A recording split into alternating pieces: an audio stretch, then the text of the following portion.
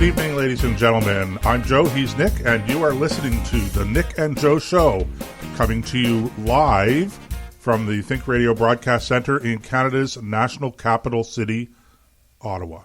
That is correct. See how smoothly I did it this week? You did, yeah. I was rehearsing. I have no doubt that you were, because that was just as slick as margarine on a floor. Do you know, I was listening to the other day, I was going through some of our archives on my laptop computer at home, and I came across the theme music for the combat zone. Oh, you did, hey? Yeah, it was pretty good, actually, I think. I still have one of those coffee cups at home. I had a coffee yesterday, huh? Yeah, the combat zone with the machine guns and all that stuff. Oh, that was fun. We had a lot of fun with that. Okay. Let's start off with a little bit of housekeeping. Just a reminder that as of last week, we did this last week for the first time. It was pretty successful. So rather than posting the whole 2-hour show, because if you're listening live right now, great. That's 100%. We're happy to have you listening. But a lot of people, most of our listeners actually listen to the podcast.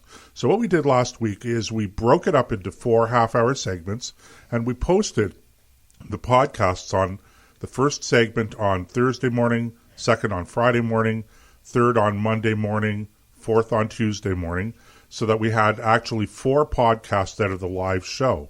So if you're listening to this as the podcast, this is part 1. You're listening to it. It would have been posted Thursday morning. That's tomorrow morning for those of you out there who are following this stuff. But the second part, segment number 2, will be tomorrow. Segment number 3 will be posted on Monday morning, and segment number 4 will be posted on Tuesday morning. I had to stop and think about that for a second. I don't know why. Before we get to our guest, we have a great guest in studio who's going to spend the next several segments with us.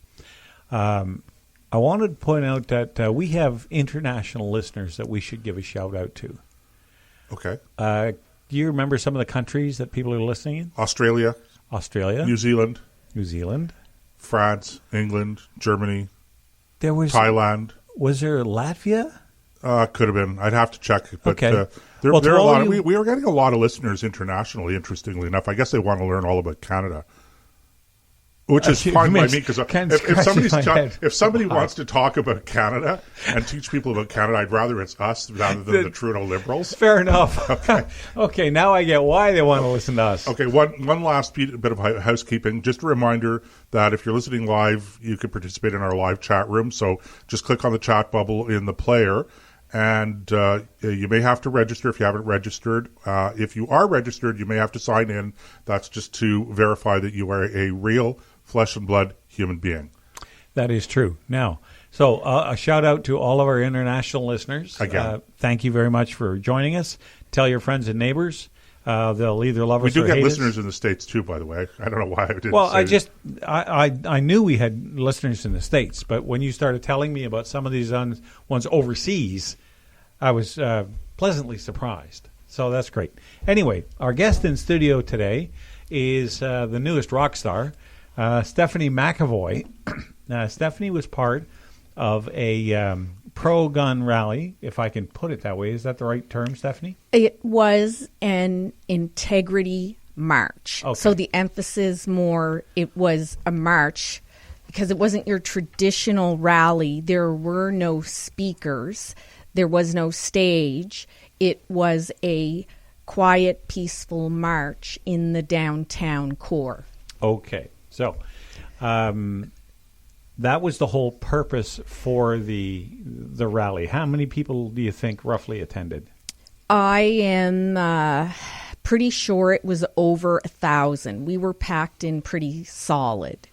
Now that's interesting because usually the biggest rally of the year here in the nation's capital is the pro-life rally. The March for Life. Yeah, that's right. Yes. And they draw 20,000 and more. Yes. But that is the exception, not the rule. Most rallies are far, far smaller than that. Yes. The only one I can remember that was between those two, this one at 1,000 and the pro-life, was when we did the Defending Traditional Marriage rally years ago. Yes. And there were 6,000 or 7,000 people at that.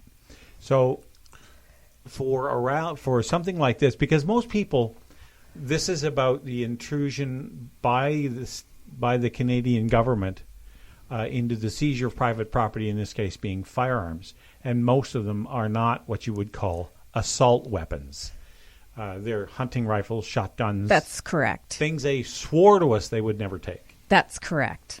Yes. Well, it's nice to know I have my It's information. like, my property, my choice. Right. There's some similarities there. So how did you get involved? Like, how did you hear about it? How did you get involved in this in the first place? I am a law-abiding gun owner. I have gone through very challenging courses, gotten all my proper training and checks, been vetted by the RCMP. So I enjoy very much my firearms. I was supposed to start competing in long-distance shooting this year. So I have I enjoy it so much, and this may seem odd, but I do come from a mathematics and a science background, and I love the math, the equations, the ballistics, and it's just very cool to me. It's not like the movies at all. It is, when I first started taking course, like hired an instructor, it's exhausting. And it's just so cool to see you move your thumb on the buttstock, or you move position of a finger, and the whole group. So group, for example, is like 5 shots in a row that you will take. You'll look at it. You can do measurements. You assess your performance, and you can make adjustments.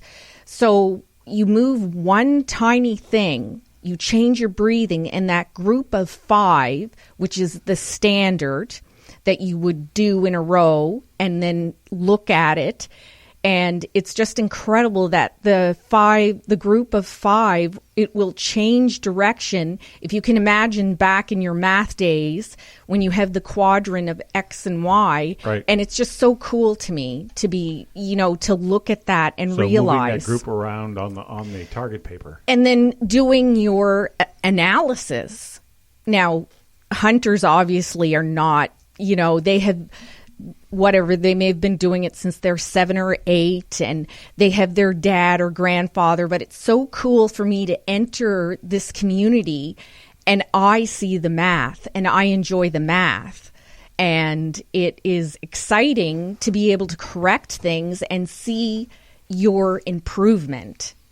So I've been taught, it's more from a military background. That's what my instructor, and many of them in Canada, like the instructors you would get, probably have a military background. And it's just so cool to see and analyze this for me. So for you, it's more about the physics and the math. See, for me, I love shooting too. I think what the people you were describing, the hunters who started out at 6, 7, 8 years old, they develop those skills instinctively. Yes, they would. Of course they would, instinctively. And, there is kind of, joking, and whatever group you have with humanity, there's always kind of infighting and make fun of the other group. And the hunters make fun of the sport shooters, and the sport shooters make fun of the hunters. But we are all in this gun community, and we need to stick together, because this is very alarming how the Order in Council, how this was even the process, because there has not been debate.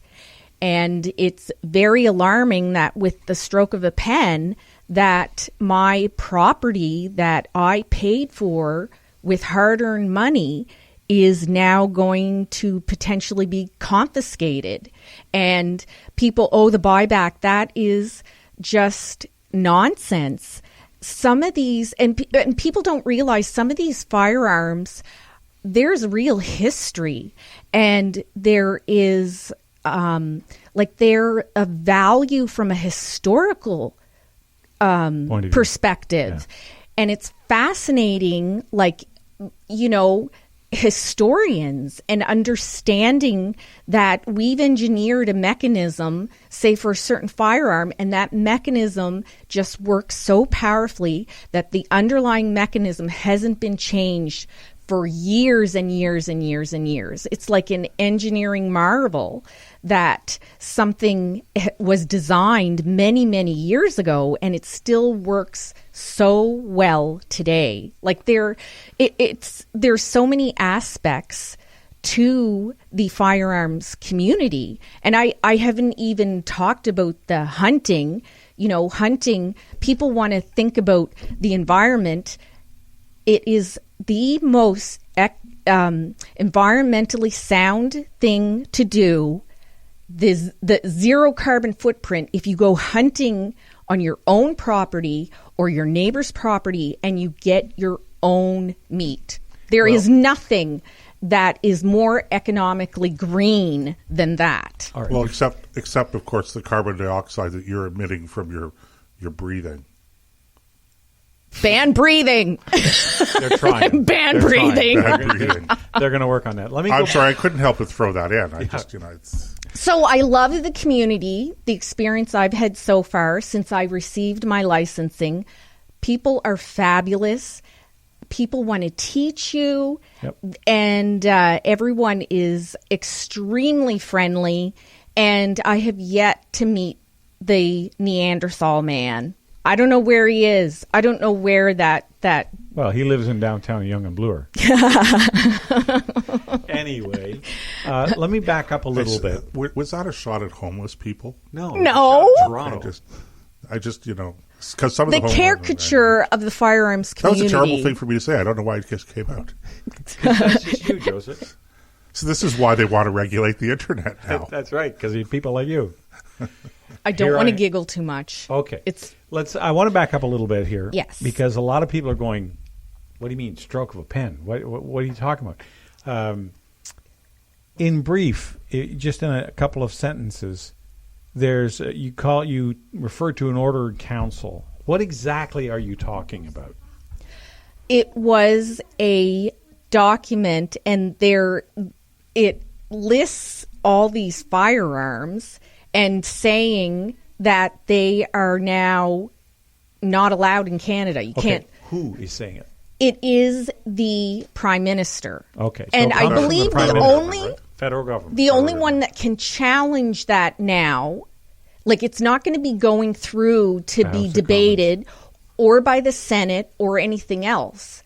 It will be the Governor General is the only one who can challenge that, I believe. What about Supreme Court challenges? Well, you could go do a court challenge later.